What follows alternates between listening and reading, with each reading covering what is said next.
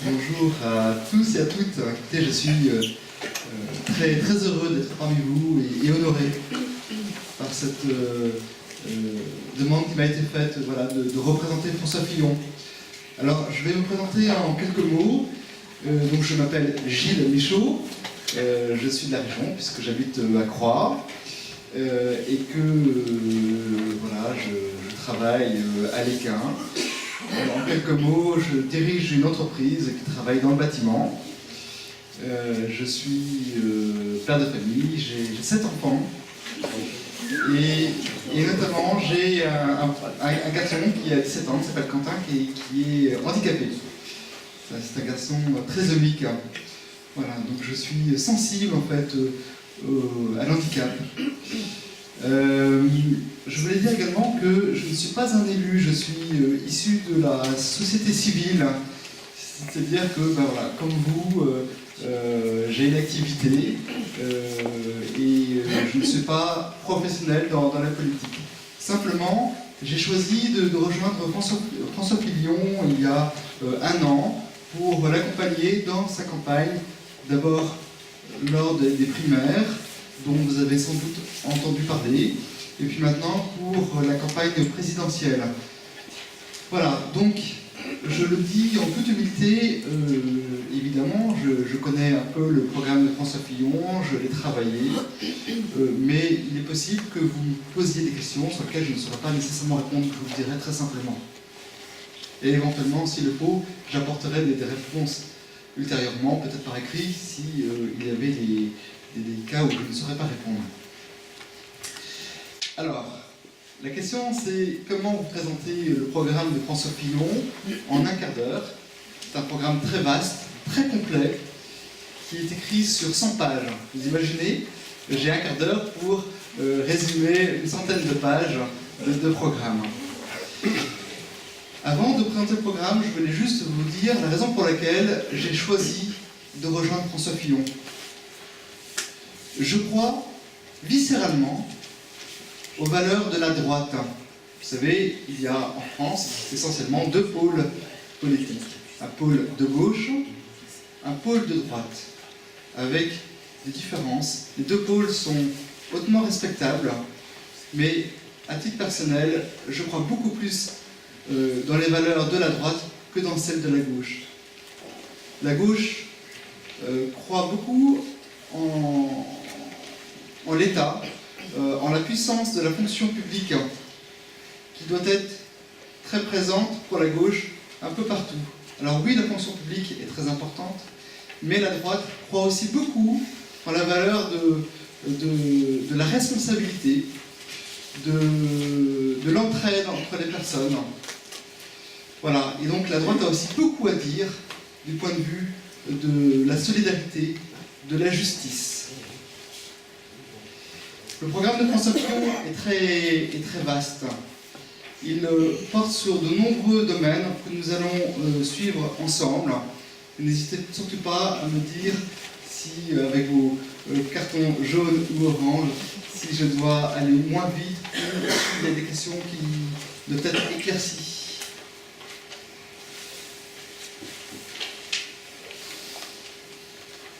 La première partie du programme que je voudrais présenter porte sur l'économie. Vous savez que la situation économique en France est difficile, compliquée. Nous avons un taux de chômage important de presque 10%. 2,4 millions de chômeurs en France. Un peu plus de 8 millions de personnes qui vivent en dessous du seuil de pauvreté. Je le dis, ça me choque profondément. C'est profondément injuste de voir qu'il y a autant de Français qui sont mis sur la touche, voilà, au bord de la société. Donc il y a beaucoup de choses à faire et je crois vraiment profondément que le programme économique que je vais vous présenter va aider à cela. Le maître mot de François Fillon, c'est de libérer l'économie. C'est de faire confiance aux personnes, aux entrepreneurs, pour les aider à créer de l'emploi. Je suis chef d'entreprise et je sais bien de quoi il s'agit.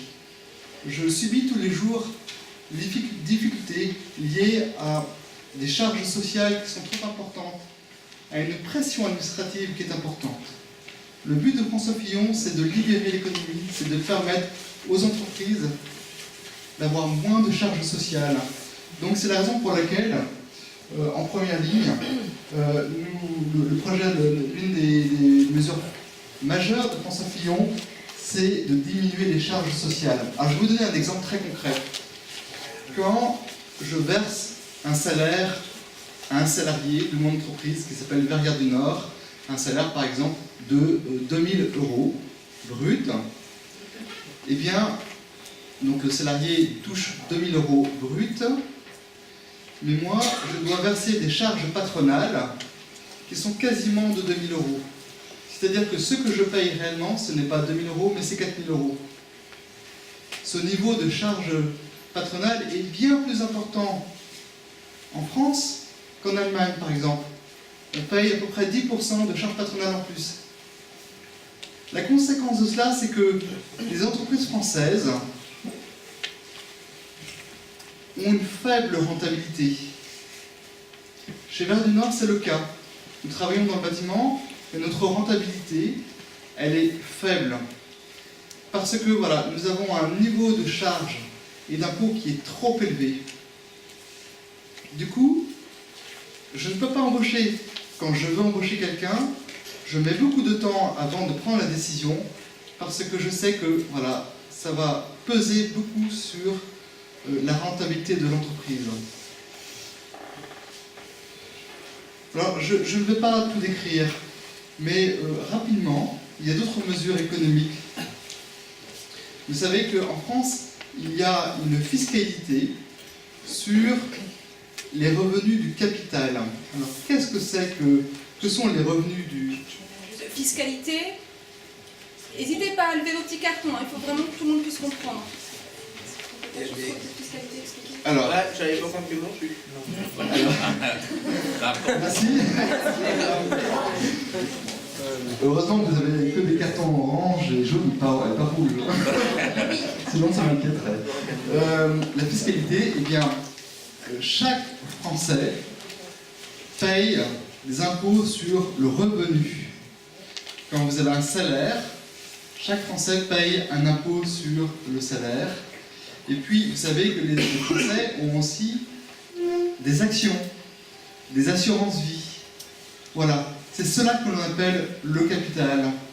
Hein, ce n'est pas un revenu issu du travail, mais c'est un revenu issu de placement qu'on appelle le capital.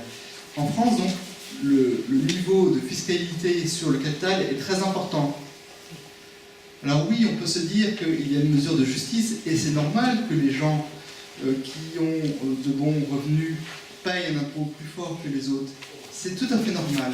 Simplement, quand cette fiscalité, quand cette imposition est trop forte, la conséquence, c'est que ces Français, au lieu d'investir leur argent dans l'économie, dans la création d'entreprises, ils ne peuvent pas le faire.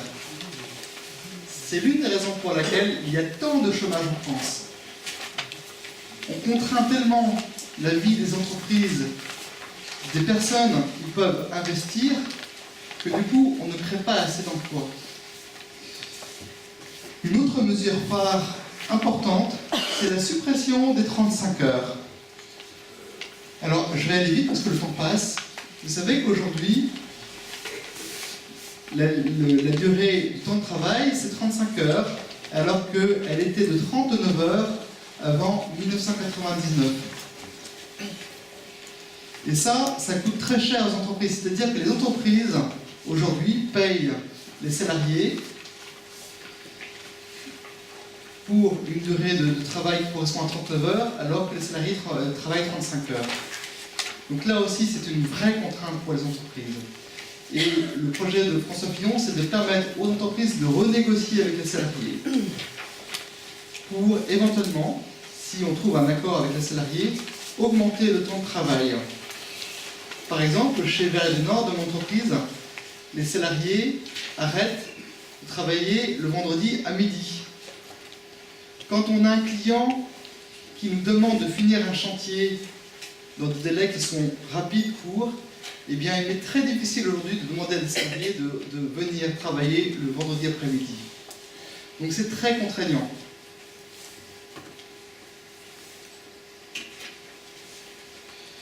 Je vais avancer.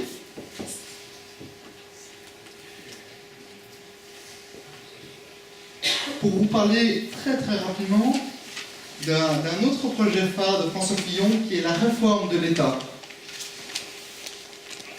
Vous savez que notre État français est très endetté.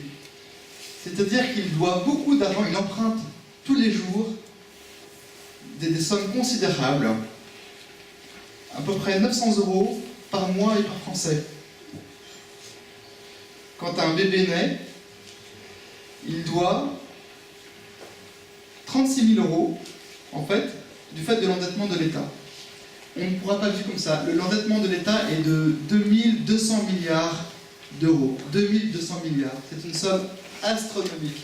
On ne pourra pas continuer comme ça. Dire qu'on peut toujours s'endetter à l'infini, ce n'est pas possible. Un jour, les gens, les pays, les investisseurs qui prêtent de l'argent à l'État finiront par dire « Oui, je veux bien prêter de l'argent à l'État français, mais ce n'est pas avec un taux d'intérêt de 1 ou 2%, mais 5, 6, 7, 8%. » Donc on ne pourra pas continuer. Le projet de François Fillon, c'est de réduire l'endettement de l'État français. Et pour ça, il faut faire des économies au niveau de l'État, au niveau de la dépense publique, notamment en réduisant le nombre de fonctionnaires de 500 000 fonctionnaires sur 5 ans. Voilà. Le but étant de faire 100 milliards d'économies de dépenses en 5 années. Alors ça paraît contraignant, mais c'est une mesure de saine gestion qui va permettre à l'État français, à la fonction publique, de retrouver plus de marge de manœuvre.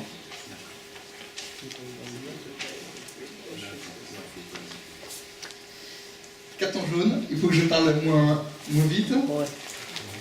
D'accord. Peut-être sur fonctionnaire. Sur fonctionnaire. Alors, tout à fait.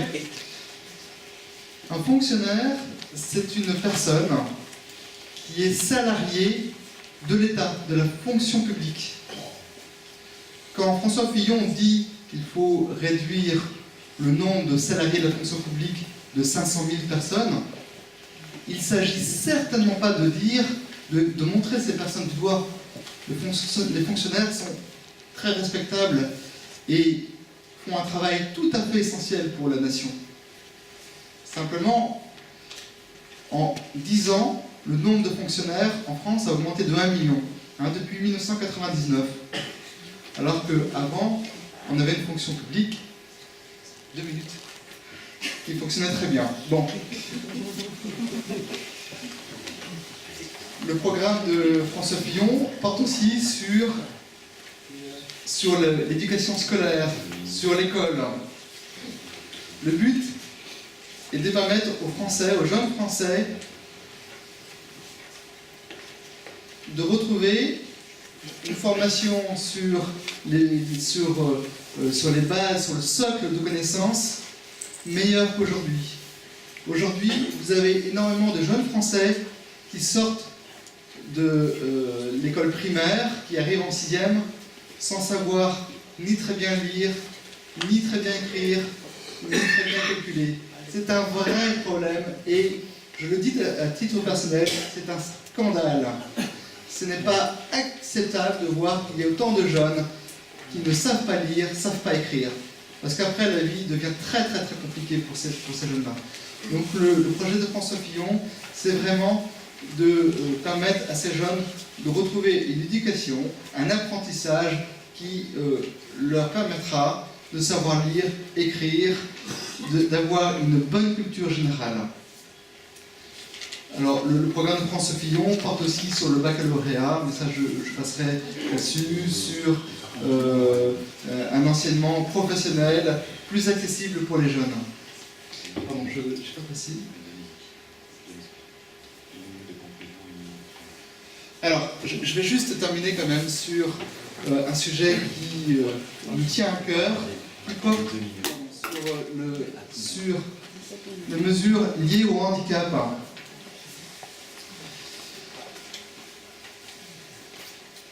Les mesures, en fait, sont des mesures de bon sens.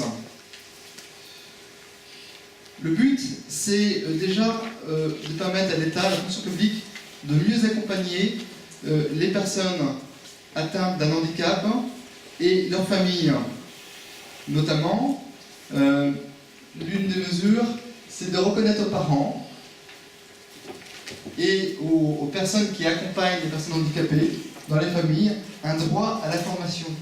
Par exemple, des parents qui auraient un enfant autiste auront une aide financière pour se former à cela.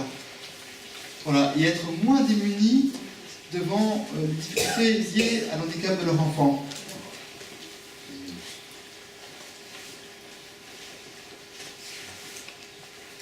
Une autre mesure très importante, c'est de permettre aux enfants atteints d'un handicap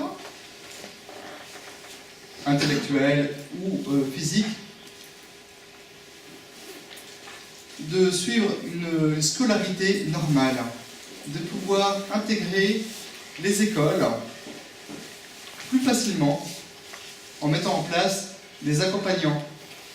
Voilà, donc ça c'est important parce qu'aujourd'hui, beaucoup d'enfants, notamment qui sont atteints d'handicap intellectuel, n'ont pas la possibilité, parce qu'il n'y a pas assez d'aide, d'accompagnants, n'ont pas la possibilité de rejoindre une classe. Voilà, donc ça c'est une mesure forte. Monsieur Michaud, je vais laisser conclure, puis on va dans les questions. Voilà, donc il y a de nombreuses mesures dont le but essentiel, c'est de permettre aux Français de retrouver une situation plus favorable, plus juste, et notamment à tous les Français, toutes les Françaises qui sont un petit peu atteintes par la crise économique, par les difficultés que nous vivons en France, de retrouver une situation meilleure, de permettre notamment aux Français de pouvoir gravir les échelons de la société. Aujourd'hui, il y a comme un plafond de verre, une forme d'injustice, c'est-à-dire que vous avez de nombreux Français qui n'ont pas eu la chance de suivre une formation, d'être nés dans une famille qui dispose de moyens. Eh bien, le but, c'est vraiment de permettre à ces Français-là, oui, à nouveau, de suivre une formation, d'être éduqués et de pouvoir s'élever dans l'échelle de la société française. Bon, merci. Je vous remercie.